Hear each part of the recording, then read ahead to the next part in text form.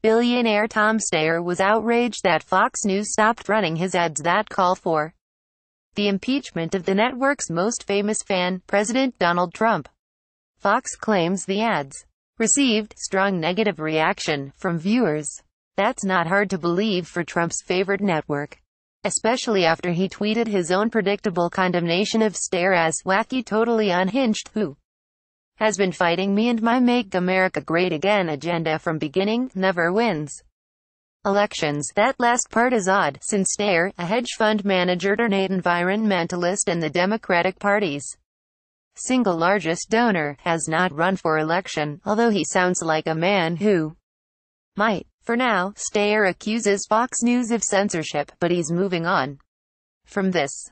Week through New Year's Eve, Steyer is spending $10 million on more ads, bringing his total reported personal spending to $20 million, including digital billboards in New York's Times Square that call for the president's impeachment for 10 minutes every hour. That should make an interesting backdrop for crowd shots when the Times Square ball drops.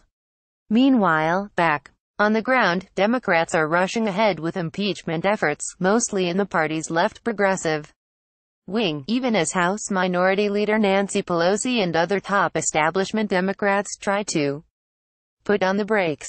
It's not a question of whether to impeach, establishment leaders say, but when. Without strong, concrete evidence of impeachable offenses, they argue, the currently Republican-controlled House and Senate would make Trump's removal from office all but impossible. More pressing is the party's need to win seats in next year's midterm elections. Appearing to be too eager and overzealous in their opposition to Trump would play right into Republicans' hands, party leaders insist. They make a good point. Republicans overreached in their failed impeachment of President Bill Clinton in the 1990s. In the 1998 midterms, Republicans lost 5 seats in the House and barely broke even in the Senate. Clinton's approval ratings, buoyed by a booming economy, actually went up. These days, patience may be a virtue, but the Democrats' restless left wing seems to think it is next to impossible to. Trump's impeachment has become for Democrats what the repeal of the Affordable Care Act, also known as Obamacare, became to Republicans under President Barack Obama, an effective crowd pleaser and rallying cry to fellow partisans, even when party leaders think it doesn't have a chance to actually happen. A week after Democrats scored unexpectedly huge election victories in the blue wave on November 7, Rep.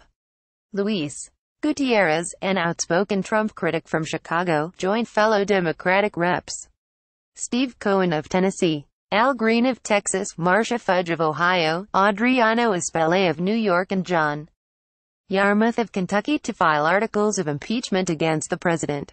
Green also stood with Rep. Brad Sherman, a California Democrat, when he filed the Trump-era's first articles of impeachment in July. If we failed to file these articles of impeachment, Gutierrez said, we would be failing at doing our jobs, and the grounds for impeachment.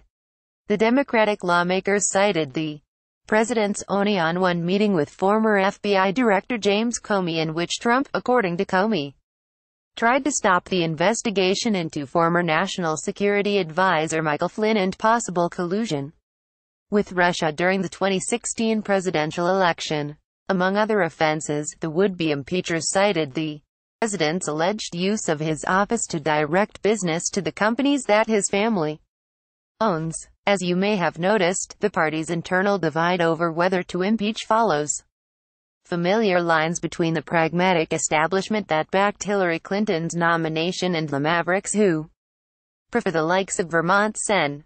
Bernie Sanders. That poses a delicate dilemma for leaders such as Pelosi. How do you cool down the party's impatient progressives without dampening the energies that can help the party win elections?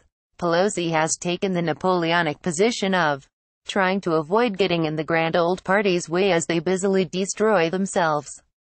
Referring to special counsel Robert Mueller's probe of Russian contacts with the Trump campaign, Politico reports that she told a Democratic leadership meeting earlier this year, the proof is in the Russian leader Vladimir Putin. Indeed, Trump's stumbles and unorthodox leadership style have made valuable contributions to his political opposition. But, as sober minds persistently point out, being anti-Trump is not enough. Democrats also have to show how they can bring Americans a better future.